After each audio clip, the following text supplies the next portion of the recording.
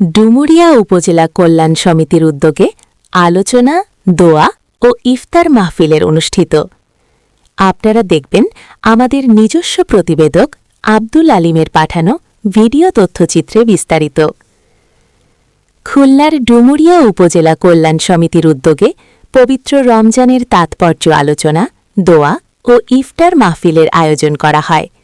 গতকাল ৭ মার্চ শনিবার বিকাল ৪টায় লায়ন্স স্কুল খুলনা মিলনায়তনে। উক্ত ইফতার মাহফিলে সভাপতিত্ব করেন ডুমুরিয়া উপজেলা কল্যাণ সমিতির সভাপতি অ্যাডভোকেট শেখ আবুল কাশেম। প্রধান অতিথি হিসেবে উপস্থিত ছিলেন মেজর অবসরপ্রাপ্ত আসাদুজ্জামান। বিশেষ অতিথি হিসেবে উপস্থিত ছিলেন ড মোহাম্মদ আখতারুজ্জামান, সহযোগী অধ্যাপক, খুলনা সরকারি মহিলা কলেজ। খুলনা বিশ্ববিদ্যালয় অফিসার্স কল্যাণ পরিষদের সাধারণ সম্পাদক উপরেজিস্ট্রার এস.এম. মোহাম্মদ আলীর। আমন্ত্রিত অতিথি হিসেবে উপস্থিত ছিলেন মাওলানা মোহাম্মদ আজহারুল ইসলাম, সহকারী অধ্যাপক, ডুমুরিয়া মাজুরিয়া সিনিয়র মাদ্রাসা।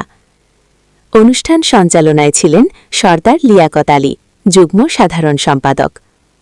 অনুষ্ঠানে আরও উপস্থিত ছিলেন আলহাজ শেখ আব্দুল কাদের, সাধারণ সম্পাদক, শেখ দেলোয়ার হোসেন, এম নজরুল ইসলাম। নিরাপদ খুলনা চাইয়ের সভাপতি সর্দার বাদশাহ। নিরাপদ খুলনা চাই লবণচড়া থানার সভাপতি সুলাইমান হোসেন সুমন।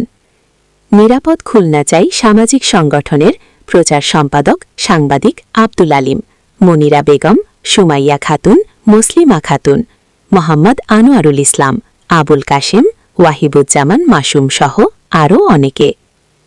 বক্তারা রমজানের ফজিলত সম্পর্কে আলোচনা করা সহ অনুষ্ঠান শেষে ডুমুরিয়া কল্যাণ সমিতির কল্যাণ কামনা করে দোয়া করা হয়।